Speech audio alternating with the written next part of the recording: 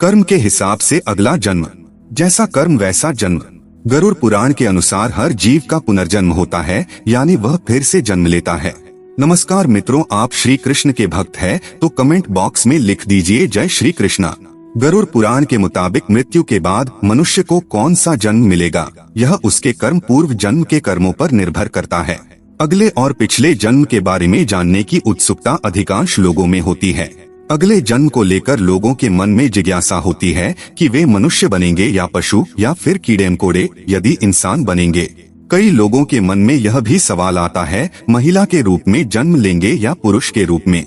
हिंदू धर्म में ऐसा उल्लेख मिलता है कि जो इंसान जन्म लेता है उसकी मृत्यु अवश्य होती है, परंतु क्या आप जानते हैं कि मनुष्य मरने के बाद कौन सी योनि में जन्म लेता है? गरुड़ पुराण हिंदू धर्म के महापुराणों में से एक है। इसमें जन्म, मृत्यु और मृत्यु के बाद की घटनाओं का विस्तार पूर्वक वर्णन मिलता है। इस पुराण में ऐसी कई बातें बताई गई हैं जिन्हें अपनाने से व्यक्ति अपने जीवन की स्थिति सुधार सकता है। इन महापुराणों में गरुड़ पुराण बहुत महत्वपूर्ण है, जो कि सनातन धर्म में किसी व्यक्ति की मृत्यु के बाद पढ़ा जाता है। गरुड़ पुराण में भगवान विष्णु और गरुड़ पक्षी के बीच बातचीत को बताया गया है। साथ ही इसमें व्यक्ति के चरित्र के बारे में भी बताया गया है। ईश्वर की दृष्टि में जो अच्छे कर्म यानी आपके काम होते हैं उसे पुण्य कहा जाता है, और जो बुरे कर्म होते हैं उन्हें पाप कहा जाता है।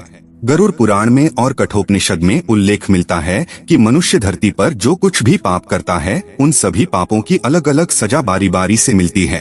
गरुड़ पुराण के अनुसार जो व्यक्ति अच्छे कर्म करता है उसे स्वर्ग में जगह मिलती है, वहीं बुरे कर्मों के लिए नरक का सामना करना पड़ता है। आज हम आपको इसी के बारे में बताने जा रहे हैं। दोस्तों, गधे, कुत्ते, बिल्ली, सांप, बंदर, गिरगिट, बकरा, भेड़िया, गाय, कछुआ, कीड़े मकोड़े, कोई पशु पक्षी, पेड़ पौधे, स्त्री में जन्म इत्यादि में हर पापी मनुष्य का जन्म होता है। यहाँ सबसे पहले आपको यह जानना जरूरी है, क्या सच में पूर्ण जन्म होता है? मित्रों, इस बात को एक उदाहरण से समझते हैं। कई बार बालक जब जन्म होता है तो उनमें किसी प्रकार का दोष होता है। कई बालक किन्नर पैदा हो जाते हैं या फिर ऐसे पैदा होते हैं जिनको कोई शारीरिक दोष होता है, जैसे कोई जन्म से ही विकलांग पैदा होता है या जन्म से ही देखने में असमर्थ होता है। ऐसा भी होता है कई बच्चे को जन्म से ही मल मूत्र का द्वार नहीं होता है। ऐसा होने के पीछे विज्ञान अपना तर्क अलग ही देता है, पर हम शास्त्र के अनुसार बताएंगे इस जीवन में बच्चे को उसके पिछले जन्म के कर्मों के आधार पर कष्ट भोगना तय होता है, इसलिए शारीरिक असमर्थता पैदा होने के साथ ही आती है। गरुड़ पुराण में लिखा हुआ है कि पांडव भाइयों को अलग अलग घरों में जन्म अपने अपने कर्मों के अनुसार मिला था। गरुड़ पुराण में विस्तार से बताया गया है कि जब तक शिशु माँ की कोख में रहता है तब तक उसे पिछले जन्म का सब कुछ याद रहता है। उसे यह भी स्मरण होता है कि उसने पिछले जन्म में क्या क्या कर्म किए, और दुखी होकर वह जीव ईश्वर से यही प्रार्थना करता है कि इस जीवन में वह सत्कर्म करेगा और भगवान का नाम जपता रहेगा। शिशु माता के गर्भ से निकलकर इस पृथ्वी लोक पर आता है। ईश्वर की उसकी स्मृति खत्म कर दी जाती है, यानी कि उसके दिमाग से पिछले जन्म का बातें भुला दिया जाता है, और वह जीव फिर से सब कुछ मोह माया में कुछ ऐसा उलझ जाता है कि परमात्मा के लिए उसके पास समय ही नहीं बचता है। आइए अपने टॉपिक पर वापस आते हैं। किस क्रम के अनुसार से मिलता है अगले अलग अलग जन्म? पहले कछुए का जन्म। माता पिता को कष्ट पहुंचाने वाली संतान या भाई बहन को प्रताड़ित करने वाले मनुष्य कछुआ की योनि में जन्म लेती है। कई बार गलत कार्य करने वाले यह सोचते हैं कि कोई उन्हें देख नहीं रहा है, इसीलिए कई बार लोग ऐसे पाप कर देते हैं जिनके गंभीर परिणाम इस जीवन अलावा अगले जीवन में भी भुगतने पड़ते हैं। दोस्तों, कछुए का जीवन काल बहुत लंबा होता है। कछुआ 20 या 30 साल नहीं जीता, बल्कि उसका जीवन काल 200 से 300 वर्षों के बीच का होता है, यानी कि इस अपराध की सजा बेहद लंबी है और बहुत कठिन है। स्त्री का जन्म किसे मिलता है? गरुड़ पुराण के अनुसार जब आत्मा को नया जन्म मिलता है तो जन्म पुरुष का हो या स्त्री का, आत्मा को उस शरीर के अनुरूप व्यवहार में ढलकर अपना कर्म करना होता है। शरीर के जरिए कर्म करके ही एक आत्मा अपने जन्म के उद्देश्य को सार्थक भी बना सकती है और निरर्थक भी। अच्छे कर्म करके आत्मा मुक्ति के मार्ग की ओर अग्रसर हो सकती है और बुरे कर्म करके अपनी स्थिति को भविष्य में बदतर बना सकती है। यदि कोई पुरुष महिलाओं वाला आचरण करता है, स्वभाव में महिलाओं वाली आदतें ले आता है, तो ऐसे पुरुषों को अगले जन्म में स्त्री का रूप मिलता है। बंदर की योनि। इस जन्म में मनुष्य योनि मिलने का अर्थ यह नहीं है कि अगला जन्म भी इसी योनि में मिलेगा, क्योंकि जीवन मरण और अगला जन्म सब कुछ कर्मों के आधार पर ही तय होता है। व्यक्ति जन्म लेता है जो अपने मालिक का विश्वसनीय होकर अपने मालिक का विश्वास तोड़ देता है, जिसका सामान्य जीवन काल 20 वर्ष का होता है। दोस्तों, धर्म ग्रंथों में इसके पीछे का कारण कर्म फल दोष बताया गया है। गरुड़ पुराण में मनुष्य के हर कर्म का लिखा जोखा दिया गया है, जो कि केवल उसके पाप पुण्य का निर्धारण करते हैं, बल्कि मरने के बाद मिलने वाली सजा और अगले जन्म की योनि के बारे में भी बताते हैं। जो व्यक्ति लूटपाट, जानवरों का सताना और शिकार करके अपने परिवार का पालन पोषण करता है, उसे अगले जन्म में किसी कसाई के हाथों मृत्यु प्राप्त होती है, यानी वह जानवर का जन्म लेता है। गरुड़ पुराण के मुताबिक जो व्यक्ति मृत्यु के समय भगवान का नाम लेता है तो भगवान उसकी मुक्ति का मार्ग खोल देते हैं। यही वजह है कि शास्त्रों में मरते समय राम नाम लेना महत्वपूर्ण बताया गया है। अगला है गधे का जन्म कौन भोगता है।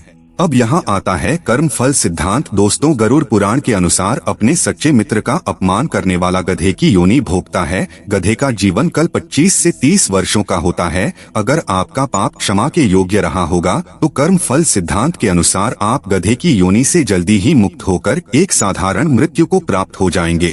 कुत्ते के जन्म किसको मिलता है। गरुड़ पुराण में जीव के द्वारा किए जाने वाले कई तरह के पापों और उन पापों के निमित्त जो भी सजा दी जाती हैं, उसके बारे में भगवान विष्णु ने विस्तार से बताया है। धर्म का अपमान करने वाले, पूजा पाठ न करने वाले, जो व्यक्ति धर्म, वेद, पुराण जैसे धार्मिक ग्रंथों का अपमान करता है, हमेशा धर्म का विरोध करता है, ईश्वर के प्रति श्रद्धा भाव नहीं रखता, गरुड़ पुराण के अनुसार ऐसे लोगों का अगला जन्म श्रान यानी कुत्ते के रूप में होता है। कीड़े मकोड़े की योनि। दूसरों की निंदा करने वाला, बुरा बर्ताव करने वाला कीड़े मकोड़े के रूप में ही जन्म लेता है। यह एक ऐसी योनि है जिसमें आप कितने भी प्रतिभाशाली हो, आपने कितना भी हुनर क्यों ना हो, आपको सम्मान कभी नहीं मिलता। उदाहरण के लिए एक चींटी को ही ले लीजिए, नीचे गिरती है, फिर चलती है और मंजिल तक पहुँचे है। हम सबको इस धरती पर अलग अलग योनियों में तब तक जन्म लेना पड़ता है जब तक कि हमको मोक्ष की प्राप्ति नहीं हो जाती। जो व्यक्ति अपनों से लिया हुआ धन वापस नहीं करता या उनसे धन अर्जित करता है, मकोड़े की योनि में जन्म लेता है। योनियों का जीवन काल कितना लंबा होगा वह व्यक्ति के कर्म फल पर निर्भर करता है। छछूंदर का जन्म किसे मिलता है। जो व्यक्ति किसी चीज को चोरी करता है वह तोता बनता है। वही सुगंधित पदार्थ की चोरी करने वाला व्यक्ति छछूंदर के रूप में जन्म लेता है। किंतु यदि अपराध चोरी से बड़ा हो तो और भी कष्टदायी योनि प्राप्त होती है। किन लोगों का होता है उल्लू में पुनर्जन्म। अपनी चालाकी के चलते जो लोग दूसरों को मूर्ख बनाकर ठगी करते हैं और उनका लाभ उठा लेते हैं या काम निकलवा लेते हैं, ऐसे लोगों को मृत्यु के बाद नरक में स्थान मिलता है। साथ ही ऐसे लोग अगले जन्म में उल्लू के रूप में जन्म लेते हैं। जो व्यक्ति पराई स्त्री से संबंध बनाता है उसे कौन सा योनि भोगना पड़ता है। जो व्यक्ति पराई स्त्री से संबंध बनाता है उसे नरक में जाना पड़ता है। गरुड़ पुराण के अनुसार ऐसे पुरुष को वहाँ उसे कई कष्ट भोगने पड़ते हैं और इसके बाद उसे अलग अलग योनियों में एक के बाद एक कई जन्म लेने पड़ते हैं। वह सबसे पहले भेड़िया बनता है, फिर एक कुत्ते के रूप में जन्म लेता है, उसके बाद सियार, फिर गिद्ध, फिर शाम, फिर कौवा और अंत में बगुला बनता है। इन सब योनियों के कष्ट उसे फिर से मनुष्य करने की प्राप्ति होती है। ऐसी शादीशुदा महिला जो किसी गैर मर्द के साथ संबंध बनाती है उसे नरक की यातनाएं भोगनी पड़ती है और ऐसी महिला अगले जन्म में छिपकली, सांप या फिर चमगादड़ के रूप में जन्म लेती है। लेकिन जो व्यक्ति किसी स्त्री के साथ जबरदस्ती संबंध बनाता है उसे तो नरक भोगने और कई योनियों में जन्म लेने के बाद मनुष्य योनि में किन्नर के रूप में जन्म मिलता है। फजुल के गाली गलौज करने वाले को कौन सा योनि मिलता है। दोस्तों, माना जाता है कि कंठ में माँ सरस्वती वास करती हैं। इसलिए जिन लोगों की वाणी में मधुरता नहीं होती और जो दूसरों को बुरा भला कहते हैं या हमेशा गाली गलौज करते हैं, गरुड़ पुराण के अनुसार उनका अगले जन्म बकरे के रूप में होता है। जो मनुष्य स्त्री की हत्या, गर्भपात या गाय की हत्या करता है वह अगले जन्म में मूर्ख और कुबड़ा बनकर जन्म लेता है। गरुड़ पुराण के मुताबिक जो व्यक्ति मृत्यु के समय भगवान का नाम लेता है तो भगवान उस व्यक्ति के लिए मुक्ति का मार्ग खोल देते हैं। यही कारण है कि शास्त्रों में मरते समय राम का नाम लेना महत्वपूर्ण माना गया है। गरुड़ पुराण में बताया गया है कि जो व्यक्ति अपने बड़े भाई का अपमान करता है, समाज के सामने उसे लज्जित करता है, अगले जन्म में वह व्यक्ति कौन नामक पक्षी के रूप में जन्म लेता है। इस योनि में उसे 10 वर्षों तक का कष्ट भोगना पड़ता है, उसके बाद ही उसे मनुष्य योनि प्राप्त होती है। गरुड़ पुराण के अनुसार दूसरों के लिए अच्छा सोचने वाला, धर्म को मानने वाला, धार्मिक गमे विश्वास रखने वाला, पशुओं से प्रेम रखने वाला, माता पिता का आदर सम्मान करने वाला, अपने गुरु के द्वारा बताए गए मार्ग पर चलने वाली जीव आत्मा स्वर्ग में जाती है और अपने लिए मोक्ष के दरवाजे खोल लेती है। मांस खाने वाले, गरुड़ पुराण के अनुसार मांस खाने वाले व्यक्ति को अगले जन्म में अंगों से संबंधित समस्या होती है।